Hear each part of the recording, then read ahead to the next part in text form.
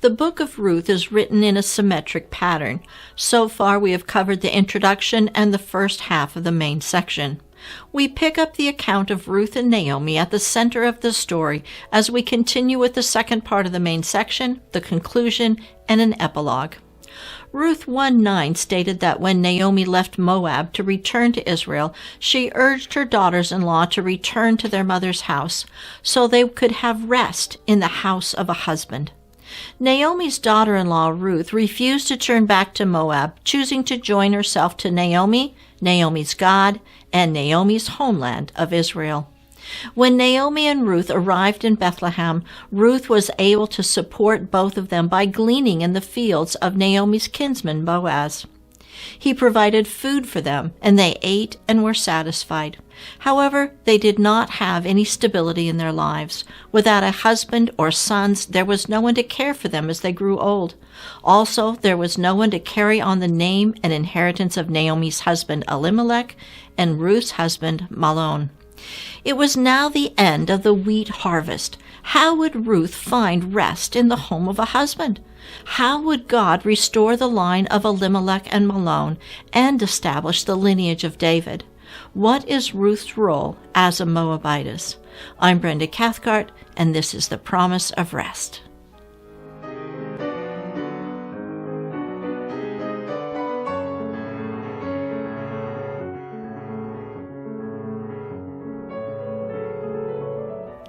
As the time of the wheat harvest was ending, spring was ending, and the long, hot summer was in front of them.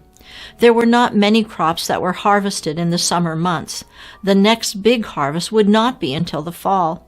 This could prove difficult for Naomi and Ruth, who were living off the proceeds from Ruth's gleaning.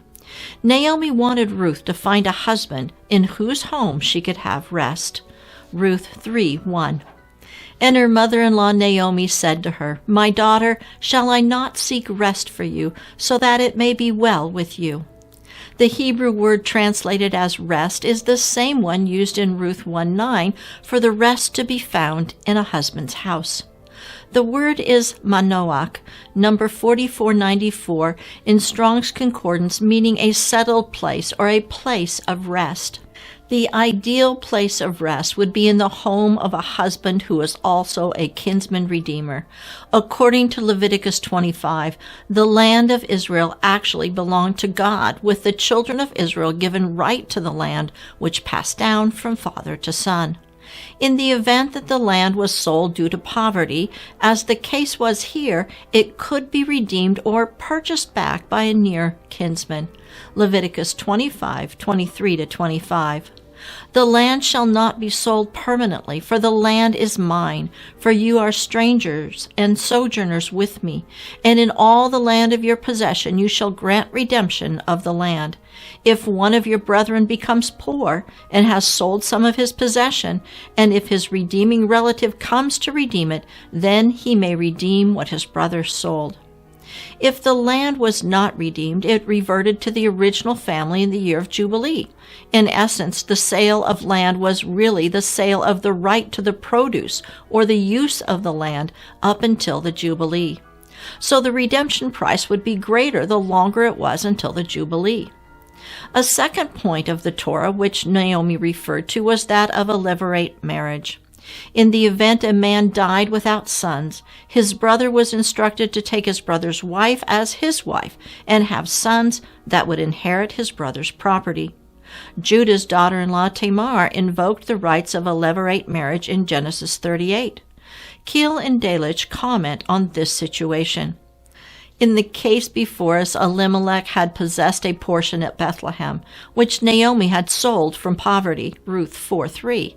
And Boaz, a relation of Elimelech, was the redeemer of whom Naomi hoped would fulfill the duty of a redeemer, namely that he would not only ransom the purchased field, but marry her daughter-in-law Ruth, the widow of the rightful heir of the landed possession of Elimelech, and thus, through this marriage, establish the name of the deceased husband or son, Elimelech or Mahlon, upon his inheritance.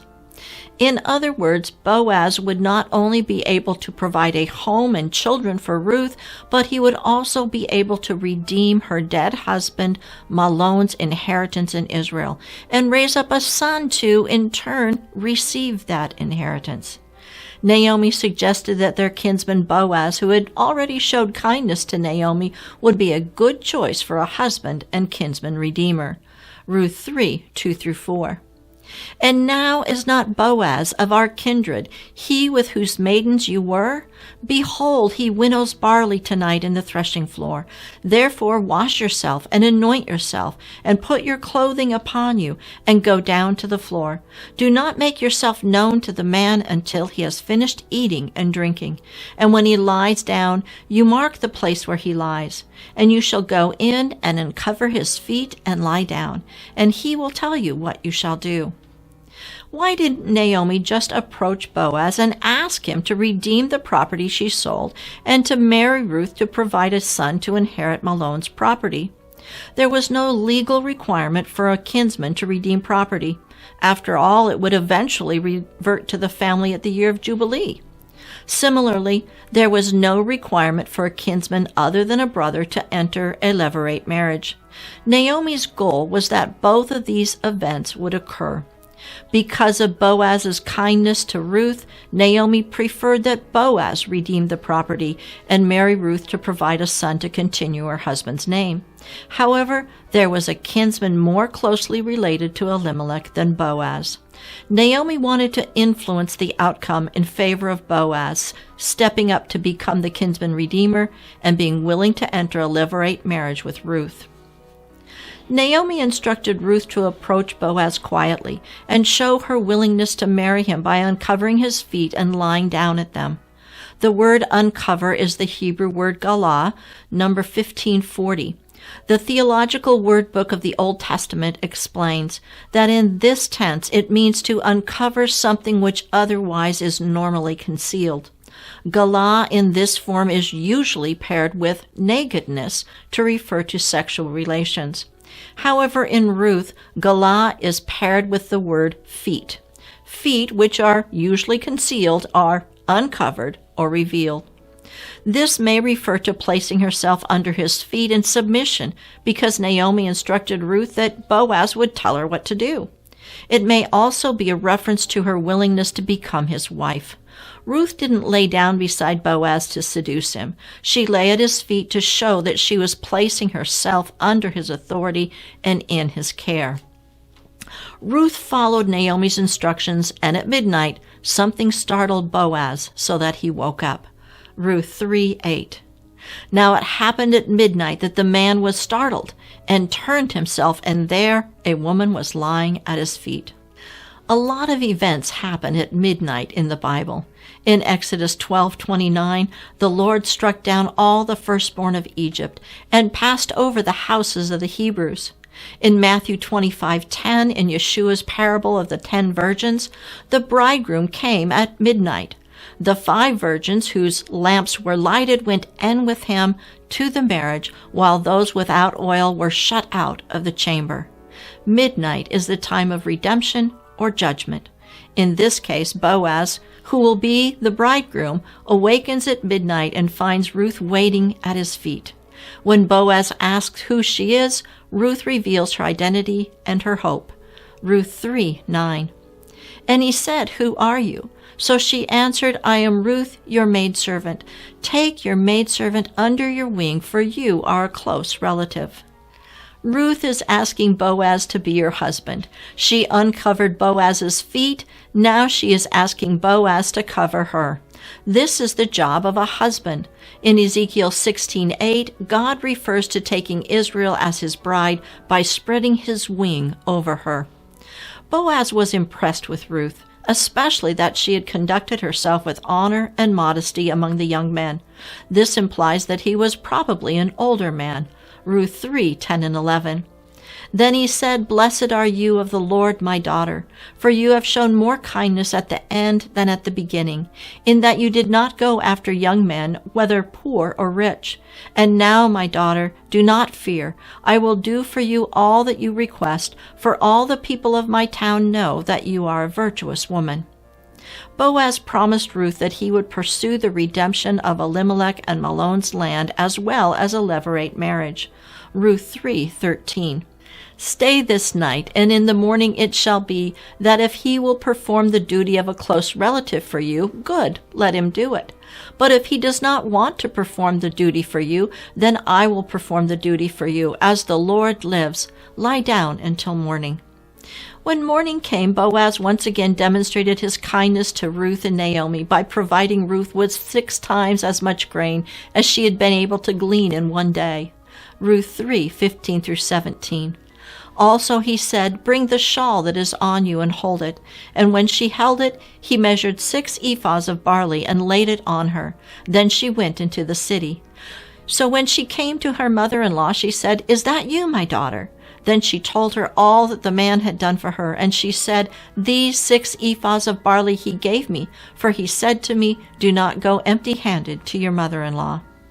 Through this gift of grain, Naomi, who had arrived back in Bethlehem empty, is filled. This is the second time that a gift from Boaz filled Naomi's heart. The first time was when Ruth shared the gift of bread that Boaz had given to her. Both Ruth and Naomi had eaten the bread provided by Boaz and were satisfied. Boaz immediately went to the gates of the city where business was transacted and called out to the nearer kinsman when he went by. Boaz informed the unnamed closer kinsman about the opportunity to redeem the land that Naomi sold. Ruth 4:4. And I thought to inform you, saying, Buy it back in the presence of the inhabitants and the elders of my people. If you will redeem it, redeem it. But if you will not redeem it, then tell me, that I may know, for there is no one but you to redeem it, and I am next after you. And he said, I will redeem it. The kinsman was willing to redeem the land. The land probably would have made a nice addition to his own property that he could pass on to his sons. However, Boaz then let him know that the purchase would also involve Ruth. Ruth 4:5-6. Then Boaz said, On the day you buy the field from the hand of Naomi, you must also buy it from Ruth the Moabitess, the wife of the dead, to perpetuate the name of the dead through his inheritance. And the close relative said, I cannot redeem it for myself, lest I ruin my own inheritance. You redeem my right of redemption for yourself, for I cannot redeem it. Keel and Delish comment on the connection between the redemption of the land and taking Ruth as his wife.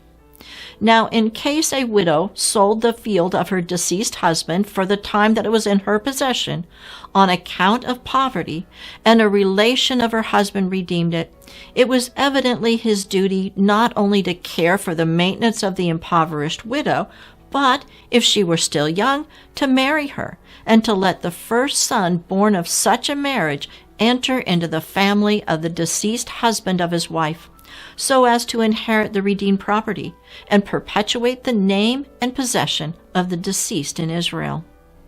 When the kinsman realized that redeeming the land would involve marrying Ruth, so that Ruth's son would inherit the land, the man changed his mind. Keel and Delish explain why purchasing the land would have endangered the kinsman's own inheritance. Now, if he acquired the field by redemption as his own permanent property, he would have increased by so much his own possessions in the land. But if he should marry Ruth, the field so redeemed would belong to the son whom he would beget through her, and he would therefore have parted with the money that he had paid for the redemption merely for the son of Ruth, so that he would have withdrawn a certain amount of capital from his own possession, and to that extent have detracted from its worth. The closer kinsman ratified the agreement that he chose not to redeem the property by giving his sandal to Boaz. Ruth 4:7-8. Now this was the custom in former times in Israel concerning redeeming and exchanging to confirm anything. One man took off his sandal and gave it to the other, and this was a confirmation in Israel. Therefore the close relative said to Boaz, "Buy it for yourself." So he took off his sandal. This custom was apparently common in the time of Ruth, but was not practiced when the account was written down. In Genesis 13:17, God told Abram to walk the land that God had given him. Similarly, in Joshua 1:3, God told Joshua that he was giving Joshua all the land over which he walked. So the act of handing over his sandal was symbolically giving up the right to take possession of the land by walking over the land. That right was being given to Boaz, who received the sandal. Boaz immediately responded by declaring that he was purchasing the land and taking Ruth as his wife. Ruth 4:9. And Boaz said to the elders and all the people, "You are witnesses this day that I have bought all that was Elimelech's and all that was Kilion's and Mahlon's from the hand of Naomi." In the teaching on the first part of the book of Ruth, we examined the meaning of the names Elimelech, Naomi, Kilion, and Mahlon. Elimelech, number 458, means God is king. Naomi, number 5281, comes from the word Noam, number 5278, meaning agreeableness, delight, splendor, grace, or beauty. Mahlon, number 4248, means weak or sick, and Kilion, number 3630, is from the word kilayon, number 3631, meaning pining, destruction, consumption, or failing. When we insert the meaning of the names in place of the names, Boaz's declaration reads, "I have bought all that was God the king's, and all that was afflicted and grieving, and all that was destroyed and failing from the hand of beauty and grace." Yeshua is our kinsman redeemer. He paid the price to purchase back all that belonged to his Father, the King of all the earth. He is the one who heals the sick, comforts those who mourn, and builds up what has been torn down. Boaz went on to say that he was marrying Ruth the Moabitess. This is the 5th time in this account that Ruth is called a Moabitess. 5 is the number of grace. In Deuteronomy 23:3, God stated that the descendants of a Moabite would not be allowed in the assembly of Israel to the 10th generation. However, God extended his grace to Ruth and included her in the assembly of Israel, even to the point of allowing her great-grandson David to become king of Israel. From this point on, Ruth is included in the assembly of Israel. Ruth 4:10. Moreover, Ruth the Moabitess, the widow of Mahlon, I have acquired as my wife, to perpetuate the name of the dead through his inheritance, that the name of the dead may not be cut off from among his brethren and from his position at the gate. You are witnesses this day. The names of the dead men, Elimelech and Mahlon, would be restored through the son of Boaz and Ruth. The elders confirmed that they had witnessed the redemption of the land and the betrothal between Boaz and Ruth. Ruth 4:11 and 12. And all the people who were at the gate, and the elders said, "We are witnesses. The Lord make the woman who is coming to your house like Rachel and Leah, the two who built the house of Israel, and may you prosper in Ephrathah and be famous in Bethlehem. May your house be like the house of Peretz, whom Tamar bore to Judah, because of the offspring which the Lord will give you from this young woman." The witnesses pronounce a blessing that Ruth be like Rachel and Leah. The NKJV Study Bible comments on the meaning of this comparison to the early readers of this account. The Israelite readers of Ruth would have associated the house of Jacob, Israel, built up by Rachel and Leah, with the house of Israel built by David, the descendant of Ruth and Boaz. The witnesses went on to proclaim a blessing over Boaz, that he be prosperous in the territory of Ephrathah, in which Bethlehem was located. They blessed him that his house would be like the house of Peretz. The reference to Tamar and Peretz is a reference to an earlier Levirate marriage, through which Tamar gave birth to Judah's sons Peretz and Zerah. The lineage of David at the end of this account begins with Peretz. Boaz took Ruth as his wife, and the Lord opened her womb to conceive, indicating that the son who was born from this union was a special gift from God. Ruth had not conceived during the time that she was married to Mahlon. Now the Lord enabled her to conceive. Ruth 4:13 and 14. So Boaz took Ruth, and she became his wife, and he went into her. And the Lord enabled her to conceive, and she gave birth to a son. Then the women said to Naomi, "Blessed is the Lord who has not left you without a redeemer today. May his name become famous in Israel." At the birth of Ruth's son, the land of Naomi's husband that was redeemed by Boaz became the possession of Ruth's son. The blessing on the son was the same as the blessing on the father, that his name would be famous in Israel. This blessing was fulfilled when David became king of Israel. Naomi took the child and acted as a nurse to him. Ruth 4:16 and 17. Then Naomi took the child and laid him on her bosom and became a nurse to him. Also the neighbor women gave him a name, saying, "There is a son born to Naomi," and they called his name Obed. He is the father of Jesse, the father of David. Naomi, who had returned from Moab to Bethlehem empty, without husband or sons, was now truly filled. A son had been born to Naomi. The book of Ruth ends where it began, with Naomi full of the blessings of the Lord. However, the book of Ruth has an epilogue which lists the 10 generations of Peretz, which culminated in the birth of David, the king of Israel. Ruth 4:18 through 22. Now this is the genealogy of Peretz. Peretz begot Hezron, Hezron begot Ram, and Ram begot Amminadab. Amminadab begot Nahshon, and Nahshon begot Salmon. Salmon begot Boaz, and Boaz begot Obed.